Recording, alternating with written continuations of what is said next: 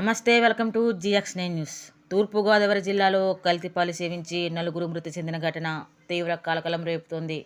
కోరుకొండ మండలం నర్సాపురం గ్రామంలో పాల కేంద్రాన్ని నిర్వహిస్తున్న వ్యక్తి రాజమహేంద్రవరం పరిసర ప్రాంతాల్లో పాలు విక్రయిస్తున్న నేపథ్యంలో లాలా చెరువు ప్రాంతంలో పలువురు అస్వస్థతకు గురయ్యారు. దురదృష్టవశాత్తు నలుగురు ప్రాణాలు కోల్పోయారు.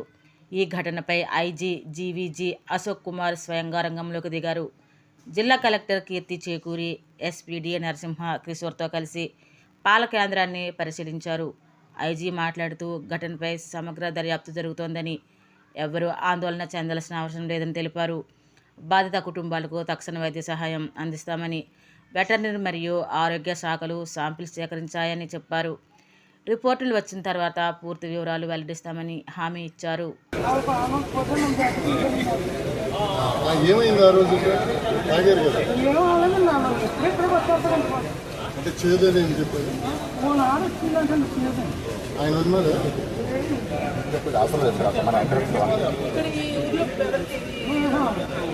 నైట్ ఏదైతే పాలు తాగాడో మ్యామ్ తీసుకోరు ఆయన దగ్గర ఐదుగురు మాత్రం ఎంత తీసుకుంటున్నారు?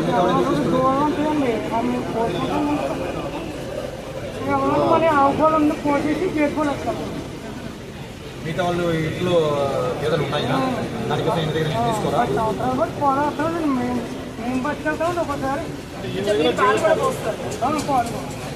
గేదె పాలు దొరుకుతారు. గేదె పాలు దొరుకుతాయి. ఆవు పాలు ఏమేం చేస్తున్నా? ఆవు పాలు మీరు ఇచ్చిన ఏమేం చేస్తారు? దాంట్లో పనిచేస్తారా?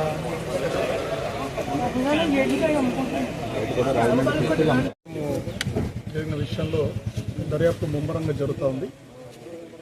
ఫోరెన్సిక్ టీమ్స్ కానీ ఇన్వెస్టిగేషన్ అన్నీ చేస్తున్నారు. త్వరలో మీకు అన్ని విషయాలు వెల్లడించడం జరుగుతుంది. ప్రజలు దీని గురించి ఆందోళన పడాల్సిన అవసరం లేదు. ఒక్క సోర్స్లోనే ఒక్క క్యాన్లోనే జరిగినట్టుగా మనకు తెలుస్తూ ఉంది. ప్రస్తుతానికి అక్కడ క్లోజ్ చేశారు కాబట్టి ఇష్యూస్ ఏం లేదు. ఎంతమంది చనిపోయారు? ప్రస్తుతానికి 4 చనిపోయారు.